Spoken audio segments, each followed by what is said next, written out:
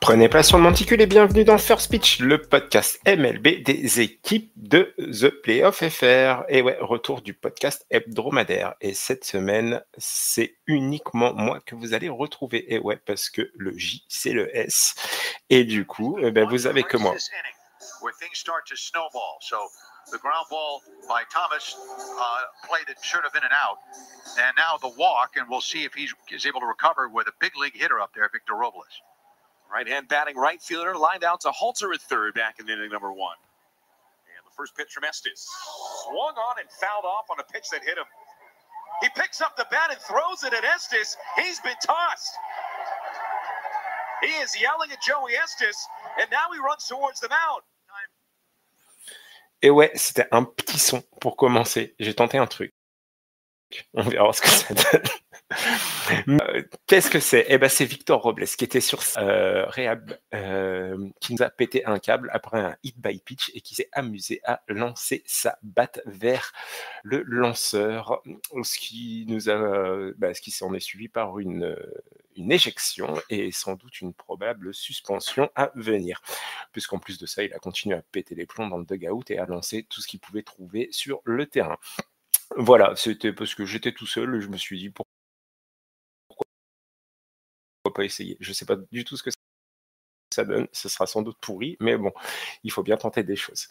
Alors, aujourd'hui, pas de série de la semaine, parce que voilà, les vacances, c'est pour ça que c'est difficile d'avoir des emplois du temps qui correspondent un petit peu, et surtout d'avoir du personnel finalement un peu plus. Donc c'est pour ça que Jérém n'est pas là, c'est pour ça aussi que j'ai pas eu le temps de préparer mes séries de la semaine, mais ceci dit, Jérémy, on le retrouve la semaine prochaine, sûr et certain.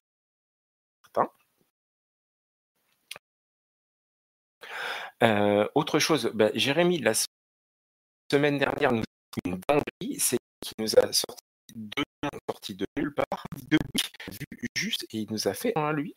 Des fois, on est pas mal, hein, on est pas mal sur nos addictions.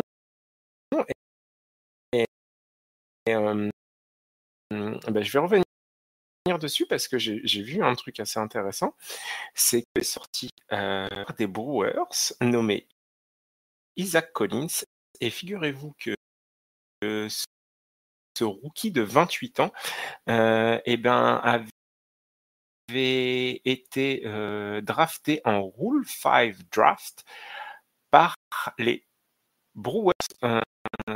C'est un joueur, un prospect des Colorado Rockies. Les Colorado Rockies ont eu le nez pour conserver l'un de leurs jeunes Rule 5 draft et se sont fait shipper par les Milwaukee Brewers. Alors, l'épisode de la semaine, il va se décomposer de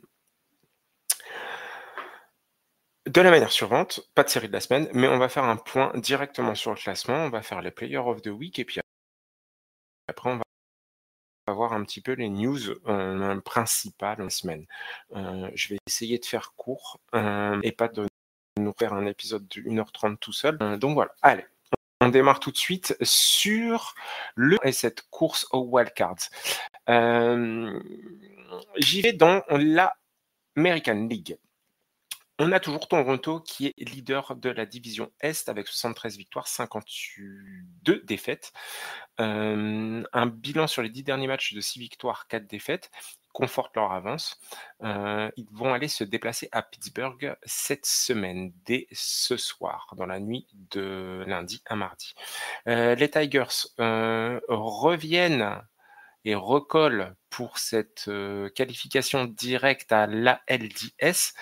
Ils sont à 73 victoires, 53 défaites et une très bonne semaine pour eux, avec un bilan de 7 victoires, 3 défaites sur les 10 derniers matchs. Ensuite viennent les Astros qui sont leaders de l'American League, 69 victoires. Un bilan équilibré sur les 10 derniers matchs de 5-5. Déplacement à Détroit ce soir, cette nuit. Plutôt intéressant. Ça ne nous change pas grand-chose, mais il sera à voir dans la suite du classement que pour les Astros, il serait important de prendre quelques matchs. Parce que pour l'instant, qualifiés en wildcard, on a les Boston Red Sox avec 68-57. Ils vont se déplacer ils reçoivent Baltimore de division, mais ceci dit, Baltimore est peut-être bon à prendre actuellement. Ensuite, et c'est là où pour les Astros, ça va être important,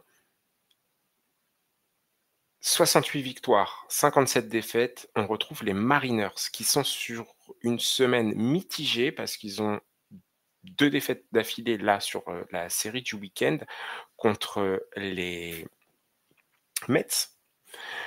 Ceci dit, ils sont sur une bonne série sur les 10 derniers matchs avec 6 victoires, 4 défaites. Viennent ensuite les Yankees qui étaient dans le mal et qui sont à 67 victoires, 56 défaites. Ils ont une winning streak de 3 victoires et surtout, ils sont sur les 10 derniers matchs à 7 victoires, 10 défaites. On les avait quittés la semaine dernière un peu en difficulté en se disant attention, derrière ça peut revenir et ça peut passer devant. Ceci dit, les Cleveland Guardians n'ont pas su capitaliser en fait leur série ce week-end notamment en allant se faire sweeper chez les Braves.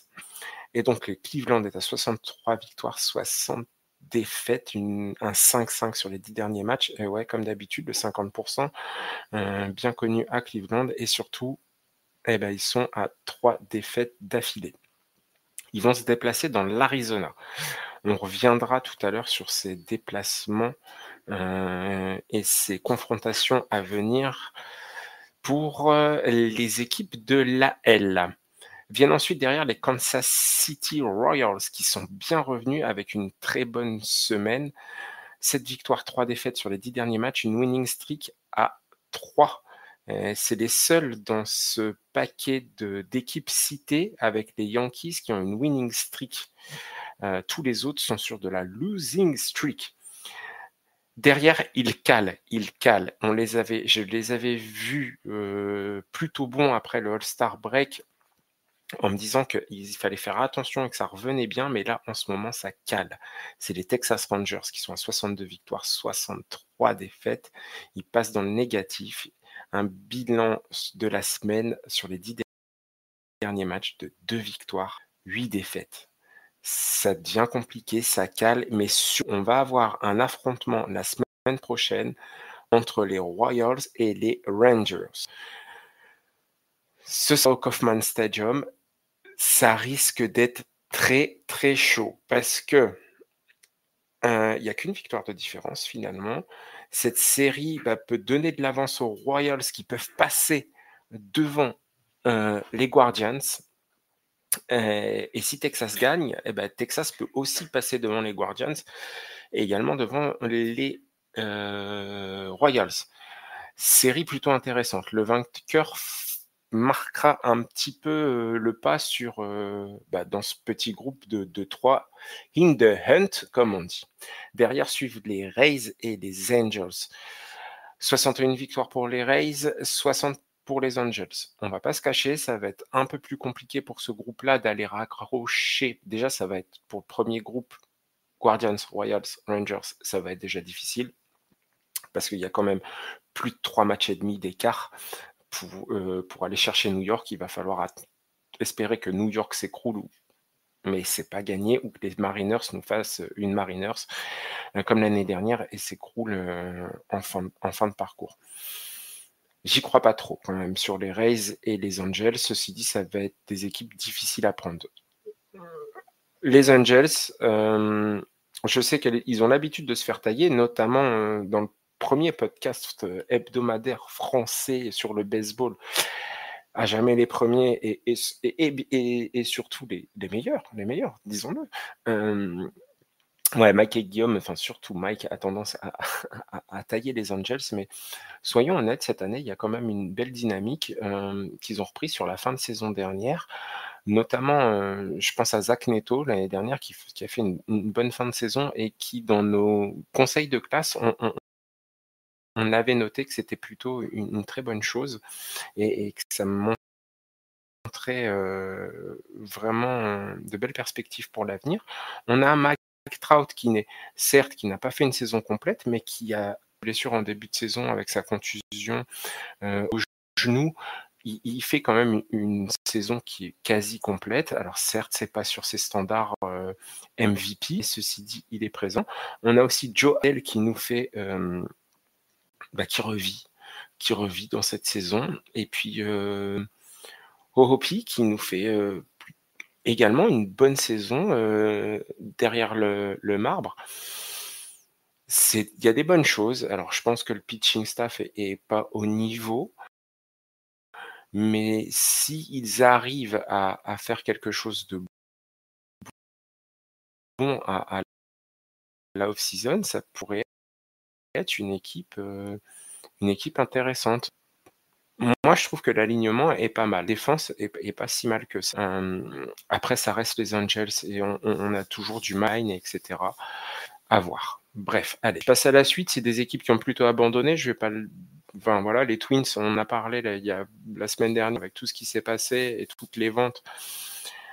Ben, pour eux, je pense qu'ils ne visent pas les playoffs, c'est fini. Et les Orioles, pareil. Les Athletics, pareil. Et les White Sox, pareil. Allez, je passe à la National League. Et dans la National League, on a toujours les leaders de la MLB. C'est les Milwaukee Brewers qui ont bien creusé l'écart. 78 victoires, 45 défaites. Une série de 9 victoires, une défaite sur les 10 derniers matchs. À noter que Milwaukee est l'une des rares équipes réussi à faire 2 fois plus de 10 victoires, des séries de plus de 10 victoires, 2 fois dans la même saison. C'est assez rare et donc ça mérite de souligner. Suivent ensuite les Dodgers qu'on avait quitté un peu mal l'année dernière, avec notamment une hype au niveau des Dodgers qui étaient repassés devant. Et comme d'habitude, quand il y a une grosse hype sur les Dodgers, sur les Padres et qu'ils rencontrent les Dodgers, l'année dernière c'était la même histoire, et ben ça c'est bis repetita, grosse claque ce week-end avec un sweep des Dodgers sur les Padres. Les Padres qui du coup perdent cette première place et les Dodgers reprennent le trône dans la NL West avec 71 victoires. Série de 3 victoires pour l'instant, et ben oui, on a sweep les Padres.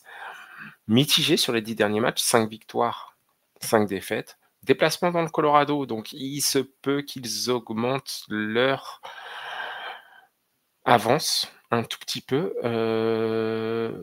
Peut-être pas un sweep, on sait que c'est à Colorado, donc le game free risque d'être important. Ensuite, on a les Phillies qui dominent dans l'Est avec 71 victoires, 53 défaites. 6-4 sur les 10 derniers matchs. Ils reçoivent Seattle pour la semaine prochaine. Ils profitent quand même, ils creusent un peu l'écart là avec les Mets qui sont dans le dur en ce moment. Allez, on passe au wildcard. Et dans les wildcards, le premier qualifié, c'est les Chicago Cubs avec 70 victoires. Mais, et c'est là que c'est intéressant, ils ne reviendront sans doute, ils ne repasseront pas sans doute devant. Il y a 8 victoires quand même de différence avec les Brewers. Mais la série à venir cette semaine, c'est les Brewers qu'ils reçoivent. Et là, ça pourrait être intéressant. Ils peuvent reprendre un petit peu de terrain, ils ne repasseront pas devant, mais surtout, ils peuvent conforter une avance sur les autres équipes de la wildcard. Les autres équipes, pour l'instant, c'est les Padres avec 69 victoires, qui va se déplacer à San Francisco, enfin qui reçoit, San Francisco, la semaine prochaine. Semaine un peu compliquée pour les Padres, parce qu'ils sortent avec un 6 victoires, 4 défaites, un sweep contre les Dodgers. Il va falloir se réveiller contre San Francisco. San Francisco, c'est pas forcément évident, même si en ce moment, c'est la meilleure équipe à prendre, on va dire, parce que depuis le trade de Devers, ça ne va plus du tout. Il y a moyen de prendre des matchs, mais ça reste un duel de division, et on sait que dans ces duels de division, rien n'est écrit. Allez, ensuite, la dernière place, c'est les Mets. Et attention, les Mets, ça patine, c'est 3 victoires sur les 10 derniers matchs. Une winning streak à 2, ouais, ils ont battu les Mariners ce week-end, 66 victoires, 58 défaites. Déplacement à Washington. Alors, attention, Washington montre quand même de belles choses. Ça ne veut pas dire que Washington peut remporter la série et qu'ils sont favoris sur cette série, mais Washington, on l'a vu notamment ce week-end contre les Phillies, ils sont capables de bonnes choses. Et si on ne reste pas concentré, eh ben, ça a tout d'une embuscade en fait pour les Mets. Donc ils ont vraiment intérêt à se remettre parce que derrière, c'est les Reds qui sont à 1 match,5 avec 65 victoires, 60 défaites. Une semaine équilibrée, 5 victoires, 5 défaites. Ça peut vite revenir. Déplacement pour les Reds chez les Angels. Pas forcément. Peut-être un avantage sur cette série pour les Reds. À voir. Derrière, ça marque le pas fortement. C'est les Cardinals qui avaient réussi à bien remonter, mais qui nous font un 4 victoires, 6 défaites sur les 10 derniers matchs, avec notamment une losing streak à 5 matchs. Déplacement à Miami. Miami, c'est pas forcément la bonne équipe à prendre. Ça va être compliqué. Derrière, on a les Giants avec 60 victoires, 64 défaites. Les D-backs avec 60 victoires, 65 défaites. Puis les Marlins avec 59, 65. Ensuite viennent les Braves avec 56, 68. Pittsburgh 53, 73, Washington 50, 74, et enfin les Colorado Rockies qui font plutôt une bonne semaine, vu qu'ils font un sweep cette semaine. Ce week-end, 35 victoires. Je pense que les Colorado Rockies se battent là pour éviter le record des White Sox de l'année dernière. Ça semble un peu plus marqué dans la National League. On a les Reds quand même qui peuvent aller jouer. Je pense que derrière, Cardinals, Giants, il y a des chances, mais ça va être très compliqué, soyons honnêtes. Ensuite, les D-backs ont lâché plus ou moins l'affaire, mais ceci dit, j'y reviendrai tout à l'heure, ils peuvent être arbitres dans cette course au playoff et pas uniquement pour la National League. Les Marlins, c'est l'équipe poil à gratter. Un peu, d'ailleurs, tout le groupe qui vient là, on va dire D-backs, Marlins, Braves, Pirates, Nationals, et même, ça va être compliqué à jouer. Pour les équipes de l'American League. On a vu cette semaine et ce week-end beaucoup d'équipes qui sont mieux au classement en termes de victoires-défaites, qui ont des bilans positifs, équilibrés, qui ont affronté ces équipes-là. Et ça a été catastrophique. Je parle notamment pour les Guardians. C'était des équipes à prendre. On se dit qu'il y a quand même 10 matchs d'écart quasiment entre les deux équipes. Favoris normalement les Guardians. Eh ben, figurez-vous que les Braves ont sweepé les Guardians. Ils sont sur une très bonne dynamique en ce moment. Les Braves, c'est 8 victoires, 2 défaites sur les 10 derniers matchs, une winning streak à 5 matchs. C'est vraiment... Ça reste une très bonne équipe, quoi qu'il arrive, l'alignement est top. Il y a encore le peu qui reste de lanceurs est plutôt efficace. Ça va être une équipe compliquée en fait. Les Marlins, c'est pareil, on a vu ce qu'ils ont pu faire contre certaines équipes de la L. Je repense aux Yankees la semaine dernière. Voilà, c'est pas des équipes bonnes à prendre forcément pour les équipes de la L. Et là, on a un D-backs Guardians qui arrive cette semaine. Ça peut faire mal aux Guardians. On l'a vu que derrière, de toute façon, entre Texas et entre les Rangers et les Royals, il y aura fatalement un vainqueur et il y aura des victoires qui seront prises. Et si les Guardians ne font pas attention à cette série contre les D-backs, ça peut faire mal.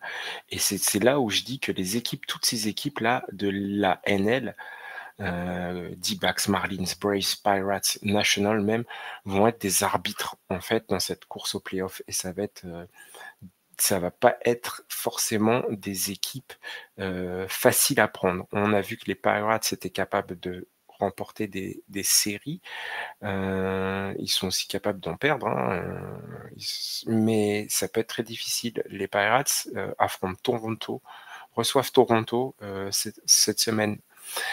Pareil, Toronto, ils ont un peu d'avance, mais ça peut être compliqué et ils peuvent voir revenir les Blue Jays, les Red Sox, qui eux vont affronter Baltimore, qui sont peut-être. Donc ça c'est mon avis. Je pense vraiment que ces équipes de l'ANL mal classées risquent de poser problème à beaucoup d'équipes. Et quand on voit à quel point c'est serré, ça pourrait se dessiner très vite. Et il me semble que d'ici 2 semaines, il est possible qu'on ait vraiment, en fait, que ce soit déjà joué ou fini pour certaines équipes. Voilà. Et puis notamment, ce mois d'août, il est un peu compliqué parce que c'est là tous les matchs qui ont été reportés sont joués. Donc on a des séries qui sont à 4 ou 5 matchs en ce moment et c'est plutôt compliqué. Bon, voilà, ça c'était le point classement et wildcards. On va passer au Player of the Week. Allez, on va commencer, une fois n'est pas coutume, par la National League. Moi, les 2 joueurs que je retiens, le premier c'est Francisco Lindor. 6 matchs, 25 at-bats, 7 runs, 14 hits, 3 doubles, 3 HR, 7 RBI, un seul strikeout encaissé, 2 bases volées, un OPS à 1.647. Pour moi, c'est mon gros favori pour le Player of the Week de cette semaine dans la L. Et en deuxième, je vais prendre Christian Yelich, qui nous fait 6 matchs, 25 at-bats, 6 runs, 11 hits, 1 double, 4 HR, 12 RBI. Certes, il encaisse 5 strikeouts, mais il nous fait un OPS à 1.441. Mes 2 favoris pour la National League. Je suis pas un spécialiste, hein, autant que Jérémy, mais bon, je tente le coup. Allez, je passe à l'American League. Dans l'American League, je vais nous prendre Zach Neto, 6 matchs, 25 at-bats, 5 runs, 8 hits, 1 double, 4 HR, 8 RBI, 5 strikeouts encaissés, un OPS à 1.258. Par contre, pour mon deuxième favori, j'hésite. Allez, je vais peut-être en mettre 3. J'hésite entre Bregman et Vladimir Guerrero. Mais je vais prendre Bregman. Allez, il faut choisir. C'est 6 matchs, 20 at-bats, 4 runs, 8 hits, 1 double, 2 HR, 6 RBI, 3 BB, 0 strikeout encaissé, un OPS à 1.228. Allez, Neto, Bregman pour la L et pour la National League, Lindor et Yelich. Voilà, ça c'était le premier point. On va passer à ce que je retiens de la semaine. Et cette semaine, premier point, on va revenir sur un point qu'on a abordé la semaine dernière, en tout cas qui est une conséquence directe. La semaine dernière, je vous avais parlé du fait que les Twins avaient une dette de 400 millions. Il s'avère que cette semaine, il a été décidé par la famille propriétaire de ne pas vendre finalement les Twins, d'annuler le processus de vente et de conserver l'équipe. Je pense que cette dette a complètement mis du plomb dans l'aile à tout ce processus. Ils ont décidé de rester. La famille Poland, donc, de rester propriétaire. Ils vont ajouter des partenariats pour un peu éponger toutes ces dettes. Mais il semblait que la meilleure chance pour Minnesota en fait de trouver un acheteur, c'était Justin Isbia qui était propriétaire minoritaire des Phoenix Suns en NBA, qui n'a pas trouvé d'accord, notamment lié à Justin Isbia sur les White Sox pour 2029. On va voir ce que ça donne. Donc voilà, ça c'était ma première news. Qu'est-ce que j'ai vu? Home run chez les Mets au Citi Field et que du coup, il n'y avait plus de feu d'artifice. Du coup, ils ont mis un message sur le Jumbotron pour dire on n'a plus de feu d'artifice, désolé. Qu'est-ce que j'ai vu encore de sympa cette semaine?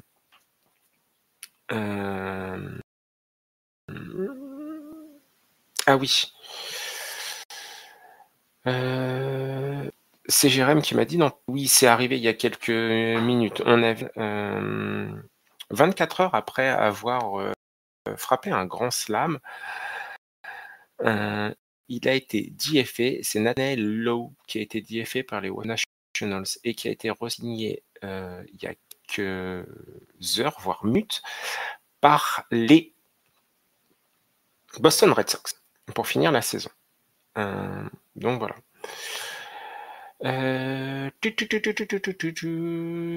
Ouais.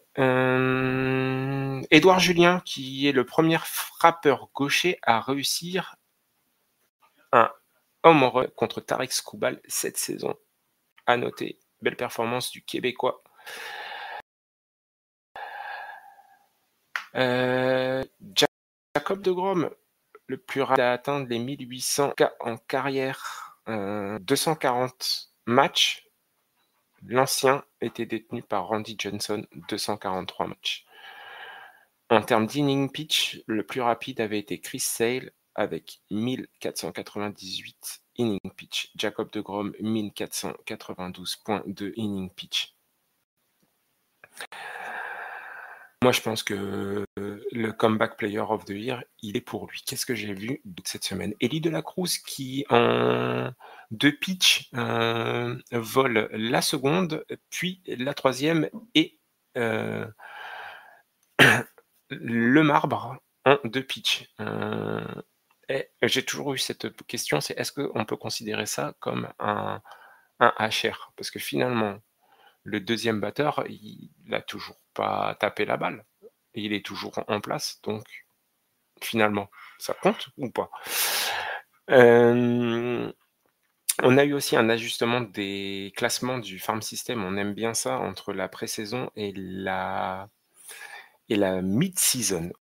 En pré-saison, on avait un classement qui nous donnait Détroit, Tampa Bay, Boston, Dodgers, Mariners, White Sox, Brewers, Cubs, Cleveland et les Twins. Après la trade deadline, le classement, c'est en premier les Dodgers, en deuxième les Twins, tiens donc, en troisième les Mariners, et ouais, malgré les acquisitions de Eugenio Suarez et de Josh Naylor, leur farm system continue à être bon. On a une remontée aussi des Brewers.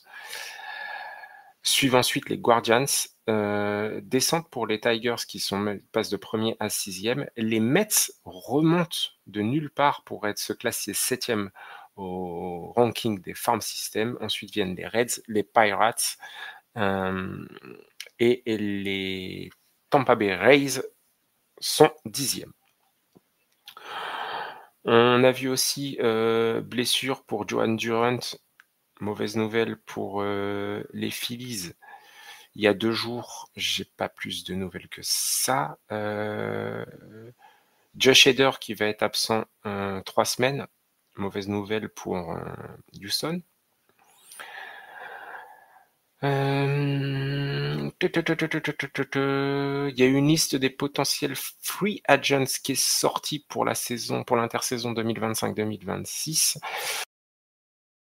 On a Kyle Tucker, Framber Valdez, Alex Bregman, Cal Schwarber, Pete Alonso, Bobby Bichette, Ranger Suarez, Dylan Cease, Michael Keane et Cody Bellinger.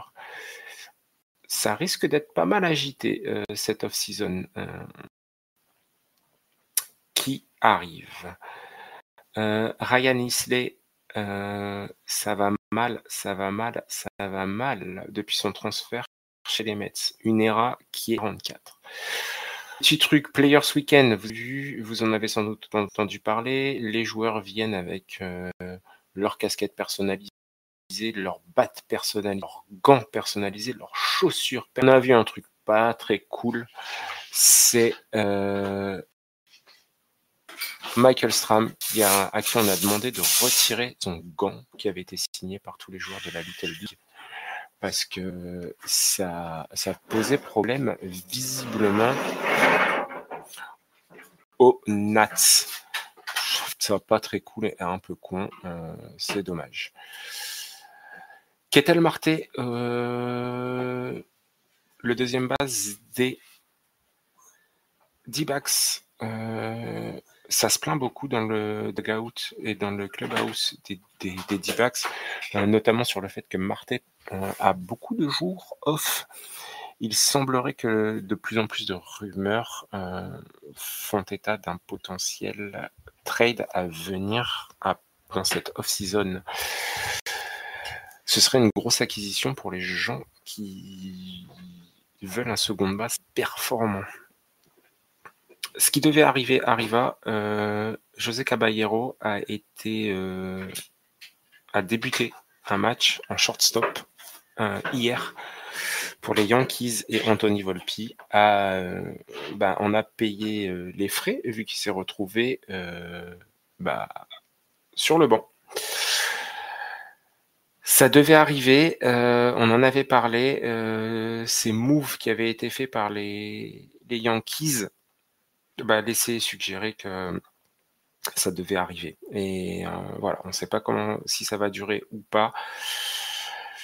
Mais voilà, Anthony Volpi, on savait que ses heures étaient comptées. Voilà. Et savez-vous quelle équipe a le pire record en MLB depuis le trade de Rafael Devers des Red Sox aux Giants? Eh bien, figurez-vous que c'est les Giants. Il y a eu beaucoup de flair sur ce coup-là. Voilà, c'est tout pour les news que j'avais retenues et que j'avais notées cette semaine. Rien de bien particulier à ajouter. C'est déjà pas mal. C'est un épisode seul, alors c'est un peu compliqué. Voilà. Le but était de vous sortir un épisode, de voir un peu ce que vous en pensiez, qui se dessine de plus en plus. Et des séries à venir cette semaine qui peuvent être pas décisives, mais en tout cas qui peuvent nous créer soit faire revenir des équipes, soit vraiment créer des gaps dans les positions.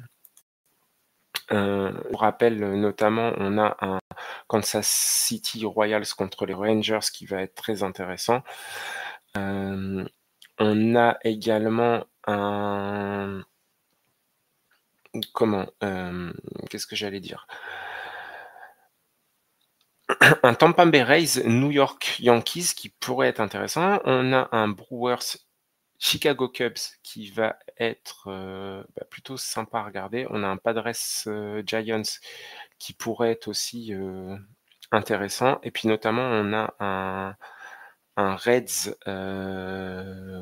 Angels et un Mets Washington qui peut être intéressant. On sait que les Mets ont rencontré les Reds cette semaine et il y a eu un sweep des Reds sur les Mets qui a permis quand même de recoller. Et il n'y a plus qu'un match et demi d'écart entre les Reds et les Mets. Attention. Donc voilà. Et puis surtout, moi, mon avis un peu tranché, pas tranché, mais mon avis, c'était que les équipes de la NL mal classées vont être les arbitres, et notamment dans la course au wildcard pour l'American League. Voilà. J'en ai fini pour aujourd'hui. C'est un petit épisode un peu court. J'ai pas préparé de point suivant, même si je pourrais en parler et me faire plaisir, mais j'aurais préféré avoir Jérémy avec moi pour en discuter. Ceci dit, la semaine prochaine, on a un épisode un peu spécial. On aura, Jérémy me dit, 2 invités avec un indice chocolatine et papier toilette. Je sais pas pourquoi. Bon, enfin, bref. Non, Jérémy nous a préparé 2 guests. J'ai hâte de voir ça. Chocolatine et Obi. Voilà. Bon, bah, j'espère que cet épisode court vous aura plu. Désolé encore une fois de cet épisode un peu particulier. J'espère encore une nouvelle fois qu'il vous a plu. N'hésitez pas à partager, à liker sur les différentes plateformes d'écoute. Commentez sur les réseaux sociaux, notamment Twitter, X, Insta, Facebook, et nous rejoindre sur notre Discord communautaire. Voilà, que dire? Bonne journée, bon appétit, bon après-midi, joyeux Noël, bon caca, tout ce que vous voulez, tout ce que vous faites. Bonne route si vous êtes sur la route. Et puis on se retrouve la semaine prochaine pour de nouveau parler baseball. Alors n'hésitez pas. Et puis bonne semaine. À la semaine prochaine. Allez, ciao.